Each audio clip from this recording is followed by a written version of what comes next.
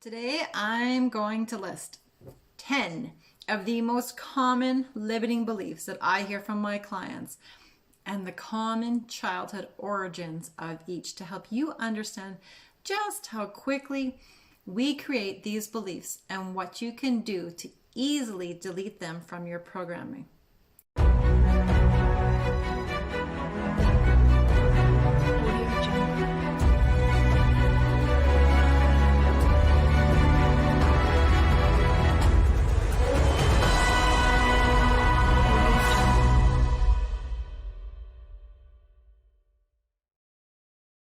So there's a good chance that if you're watching this, you're familiar with the idea of limiting beliefs.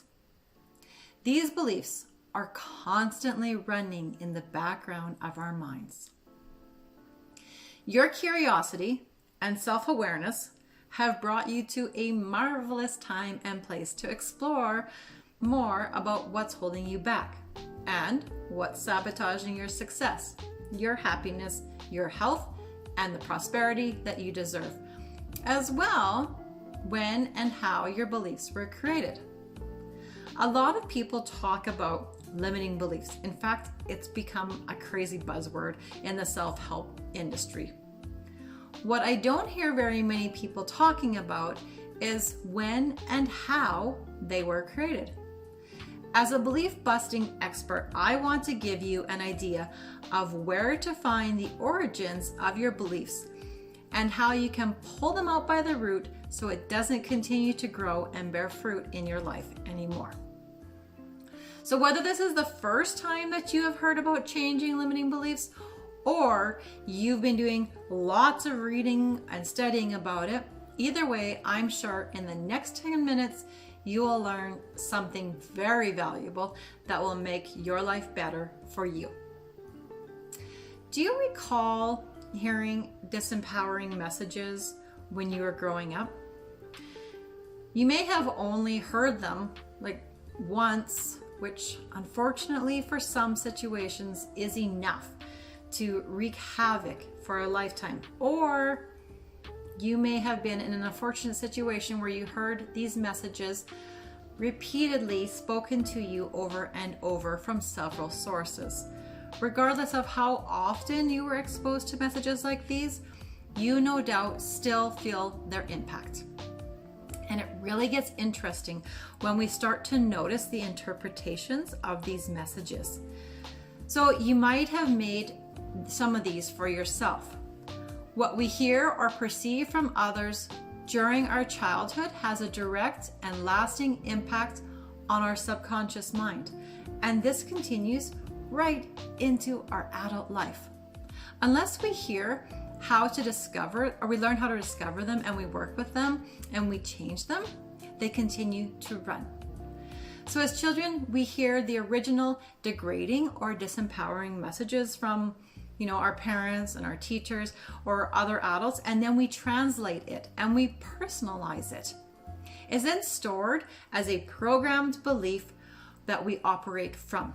Similar to like the software on a computer, it continues to run the same programming until we update it. For many of us, this remains undetected and lingers around indefinitely, controlling our thoughts and our behaviors for the rest of our lives. Now, the scary part is that some of the beliefs that we internalize will cause us to have a very diminished and less enjoyable life because of them. It's amazing how just one belief can derail someone for so long and cause reactions and self-sabotaging behavior, which holds you away from the things that you really desire in life. So let's talk about some examples. Let's say that you grew up in a single parent home, like I did, and you come home from school and you're really excited to show your mom or your dad your latest art creation. And you're super proud of it. And they continue looking at their iPhone or their laptop or whatever they're doing, and they absently mutter, "Not right now, I'm busy." You go away with those cute little feelers and they're all hurt, and you internalize and you create this meaning that I'm not important, what I create isn't important to anybody. Do you see how if you have either of those beliefs that they're going to hold you back? If you feel that you're not important or what you can create will not be enjoyed by others, would you ever have any motivation to do anything significant with your life? Most likely the answer is no. So that being said, I have also witnessed the opposite of this, where some of my clients actually rebel against an internalized or hurtful, disempowering belief, and they go the opposite direction. So instead of becoming undermotivated, they become extra, which is what my kids used to call me. They find a way to be noticed, or they're overachievers, or they learn that their needs and their wants aren't as important, so they begin self-sacrificing and they get attention by overgiving and being overgenerous. None of these habitual responses are desirable because they all lead to a less than fulfilling and happy life. On one hand, depression from feeling stuck and unmotivated, and on the other hand, you have burnout from overachieving. So I would say rebelling against a belief is only half of a step in the right direction, because to rebel means that you've acknowledged and you've become aware of it, and that's a wonderful place to begin. Unfortunately, though, even in rebelling against a limiting belief, it still means that it's operating in the background, regardless if we consciously agree or we're rebelling against it. So isn't it amazing and kind of frustrating how we behave and we think and respond and react according to this system of beliefs? That even more interesting is that our beliefs are at the very root of all of our thoughts, our motives, our desires, our emotions, even the words we say to others. Our belief system governs absolutely everything we do. And what's even more scary is that our beliefs can have an impact on our biology, which is to say that our limiting beliefs can impact our health, how fast we heal, and the degree and the severity of our illness and our ailments. Crazy, hey? Dr. Bruce Lipton, if you've heard of him, I follow him incessantly because he merges two of my favorite subjects in life, science and spirituality. He is a former professor of medicine at the Stanford University, as well as an internationally recognized biologist who is really renowned internationally for his pioneering work in epigenetics. In his best-selling book, The Biology of Belief, he discusses in depth just how much our beliefs become our biology. I first came to know of Bruce Lipton's work when I was researching epigenetics, which is the scientific concept that we can control our genetic expression with our thoughts and our beliefs. And that our genetic expression, so what comes out of you or what your genes do, is influenced by your environment as well as your perception of that environment. His research into the conscious and the subconscious mind has really influenced my work and incredibly beneficial in helping me to understand how important it is to discover and eliminate these beliefs before they eliminate our ability to fully enjoy life. One of Dr. Bruce Lipton's key lessons is that 95% of everything we do is dictated by our subconscious or an automatic mind.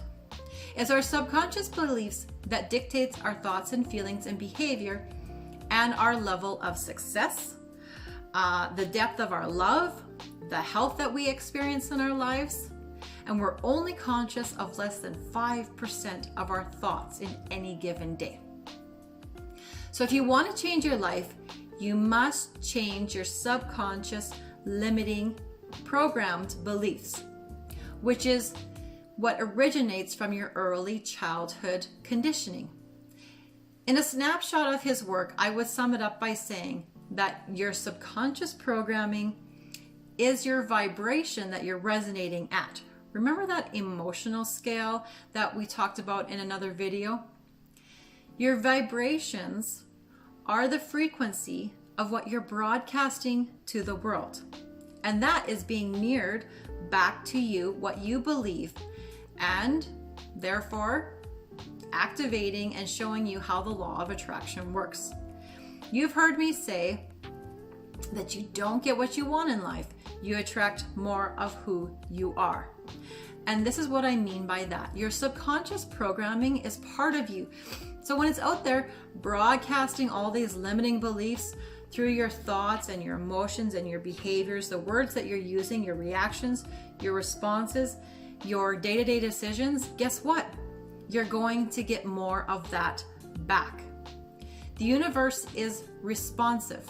It's not punishing. It's there to show you what you're sending out. And whatever you give out, whatever you believe, is what you're going to get back at the subconscious level.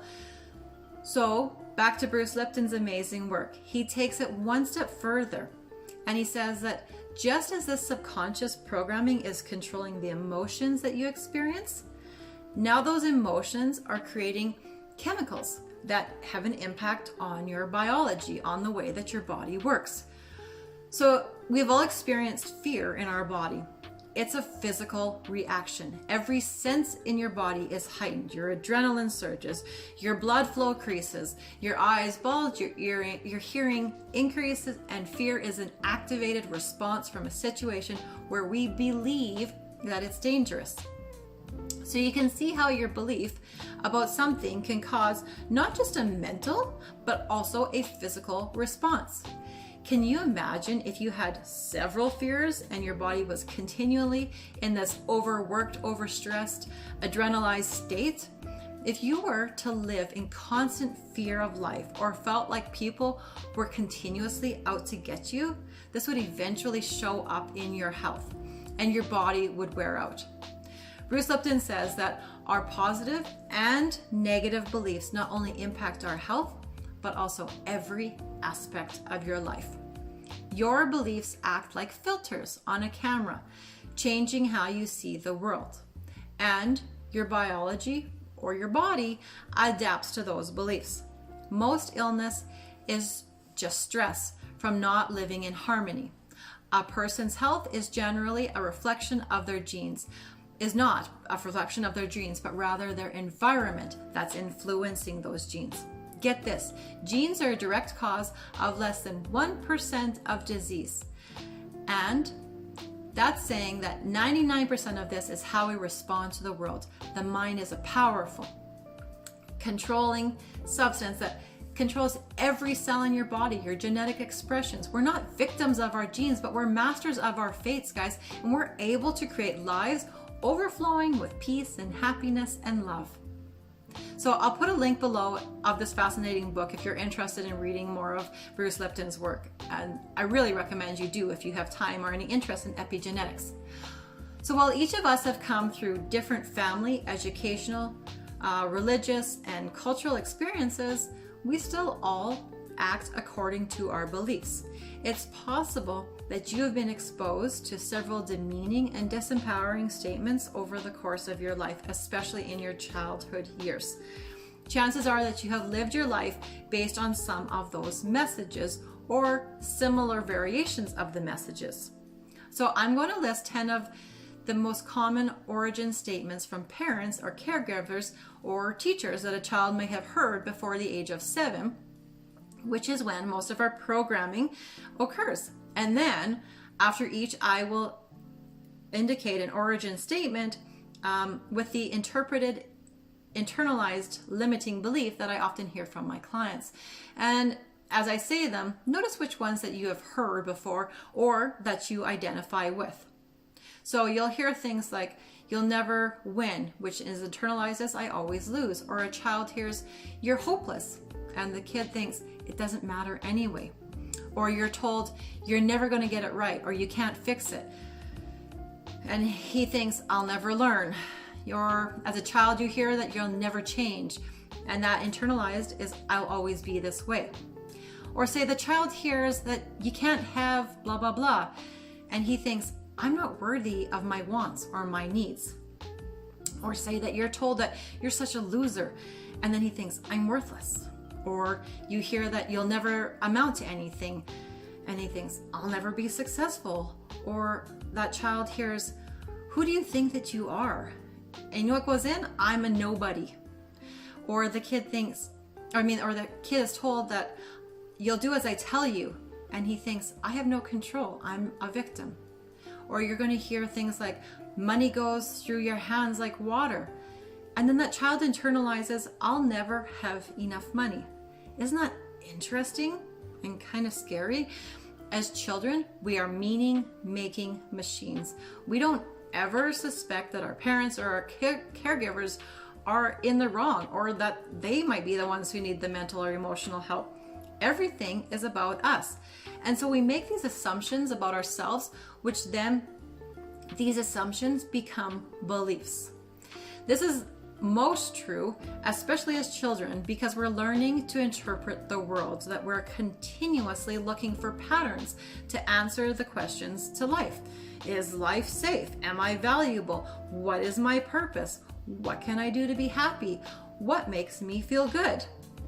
And as you can see from the sum of those previous disempowering statements, it's not always the fault of the person who's delivering it. And I'm definitely not harshing on parents here because, well, I'm also a mommy of 4 and I have great kids, ages 7 to 20. So let me tell you, I have had many opportunities and less than several optimal parenting moments where I definitely could have chosen my words more carefully to reduce the chances of my cuties really creating these beliefs for themselves. That being said, I also find some solace in knowing that even when us well-meaning parents choose our words carefully, sometimes that innocent child mind with its very limited and narcissistic view of the world can still twist things or add unintended meanings to the phrases that we hear from siblings or other adults and other people in our lives. This is a survival mechanism, because if we didn't pick up on these patterns, we wouldn't be able to remember that things like the stove is hot and that we shouldn't touch it, or maybe that we should look before we cross the road. So not all pattern internalization is wrong or limiting. It can be there to save us from having to relearn simple experiences like learning to climb the stairs, ride a bike, or driving. However, the ones that get in our way are the ones that keep us in a really limited box, unable to enjoy all the vastness and the richness that life has to offer. This richness that's waiting for you to remove that veil of limiting beliefs, because all that's holding you back from the life that you desire, guys, from all the success in love and in health and prosperity, is just this cloudy veil of limiting belief programming. It's simple, but it's not an easy task, especially if you don't know where to look or how to reprogram them. Are you starting to get a picture of how these beliefs really can limit you? And in some situations, they even kind of set you up for failure? As you heard that list, did you hear some variation of the messages that you may have been told as a child? Or maybe that you're telling your children? When you were a kid, how do you think you interpreted those messages? So take just a moment to consider, how has your life been influenced by your interpretations of these disempowering statements? And what limitations has this created in your life because of them? What have you never been able to accomplish that you've really wanted to? Or what do you consistently seem to struggle up against? What have you allowed to happen either directly or indirectly to you as a result of these disempowering beliefs? If you're anything like me, once you realize the effect that these limiting beliefs, this programming has had on your life, you want to eradicate it as soon as possible. So I have created a comprehensive process full of tools and strategies to help my clients do just that. However, because a lot of people are just at the beginning stages of prioritizing this in their lives, some people just aren't ready to pay for a series of belief-crushing mentor sessions with me. So I created an affordable way for you to discover and begin to reprogram those pesky underlying beliefs that are limiting your life and holding you back, and possibly even causing you unneeded pain and suffering, and maybe even affecting your health. So I've put that link below if you're interested in checking them out and getting these limits and obstacles out of your life so that you can experience freedom in all areas of your health and your love, in relationships and prosperity and wealth. And I would love if you would share in the comment section below what was your biggest takeaway or your aha moment of realization from this video, because it gives me clarity on what other content that I can create to further support you on your journey back to wholeness. So until next time, so much love.